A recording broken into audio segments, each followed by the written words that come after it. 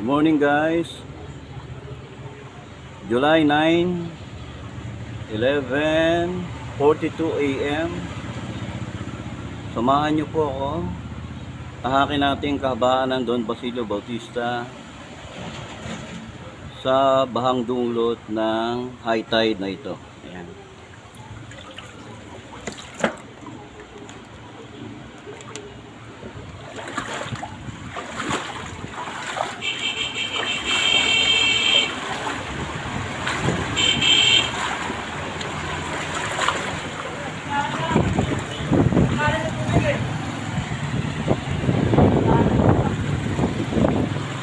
Medyo adventure po yung ating gagawin na to, no? Dahil papakita sa inyo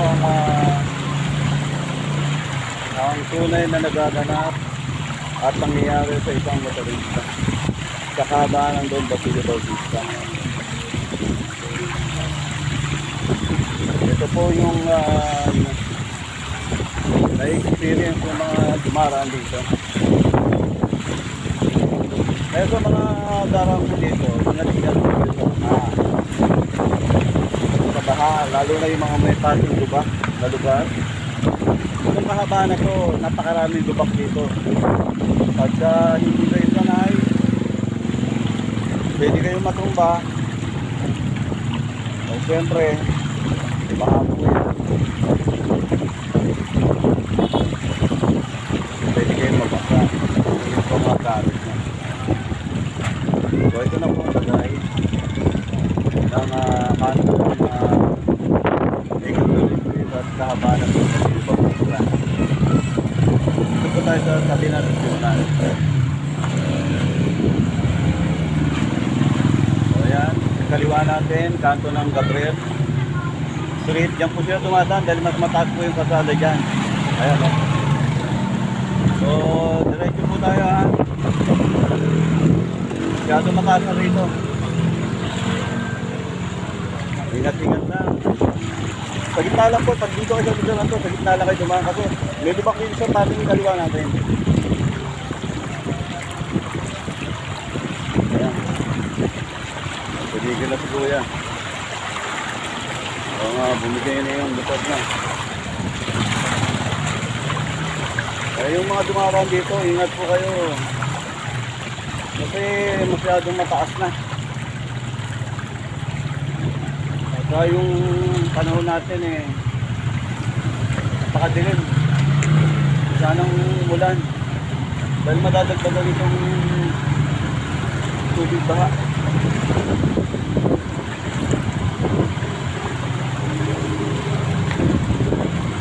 Okay.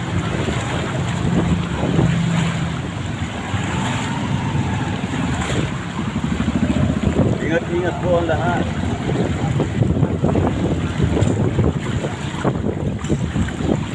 Dito na po tayo sa Pagkagan Dingdong, Butawagin. Ayun po, yung sandbag nila, inaabot na.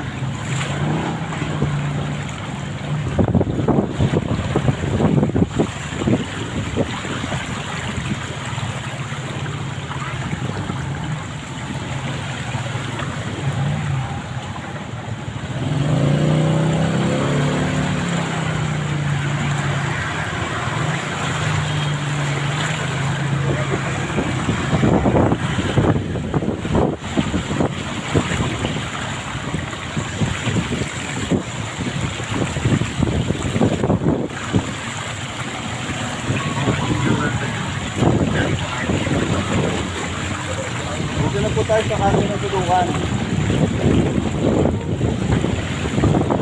Ayan po yung roadway. Ayan. Yung bagong grocery store.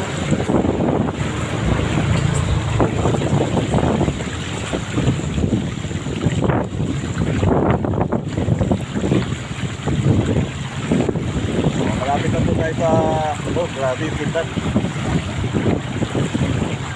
Dito na po tayo sa ayan. Patay po tayo dito. Maguulan pa yata.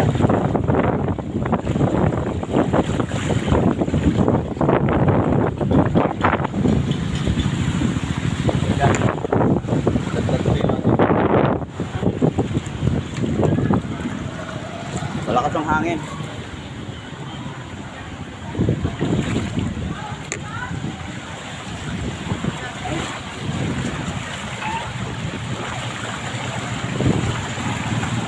Malakas po ang hangin, guys. Dito po tayo sa harap ng barangay. Barangay hall. Ayan. So, approaching na po tayo sa plaza. Ang Ulong Duhat.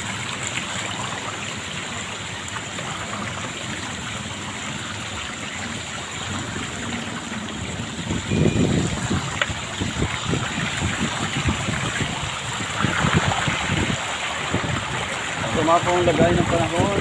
Madilim.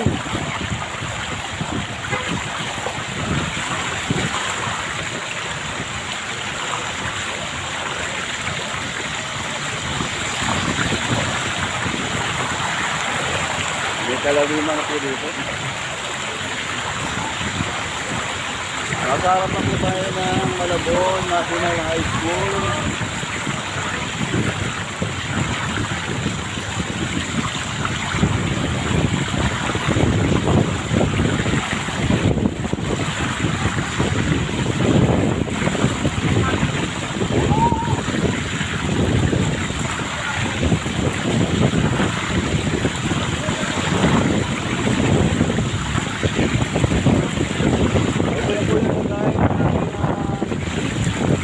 Pasundahan dito sa malapit sa Sapa. Harap ako tayo ng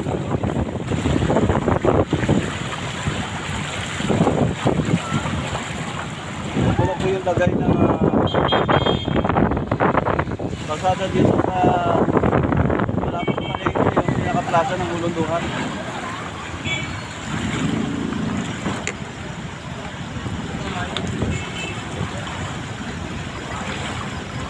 Oo. Napakalaking tubig.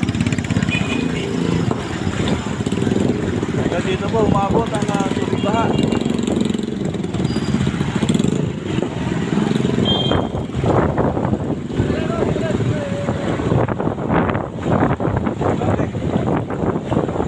So punta na tayo sa sidewalk dahil masyado mataas na doon sa may punta natin.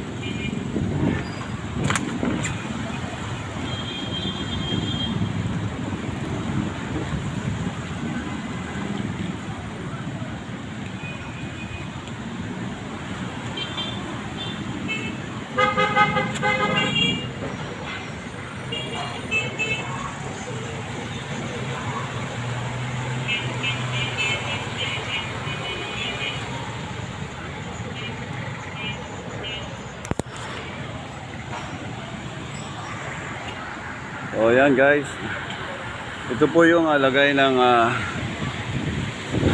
tubig baha dito sa may plaza ng Ulong Duhat.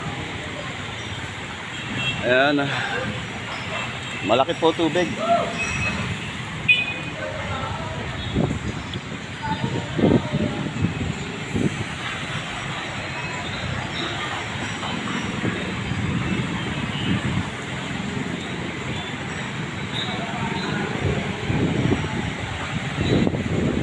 Ayan yung pinaka-plaza ng Ulong Duhat. Mataas naman po ang banda riyan. O ayan na po ibinigay ko sa inyo yung mga kaganapan dito sa Barangay Ulong Duhat. Matataas pa rin po ang tubig baha. Sinamahan pa po ng masamang panahon. Ayan.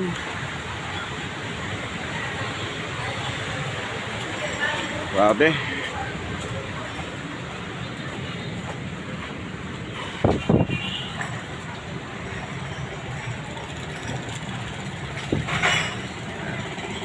Sige po, ako magpapaalam na.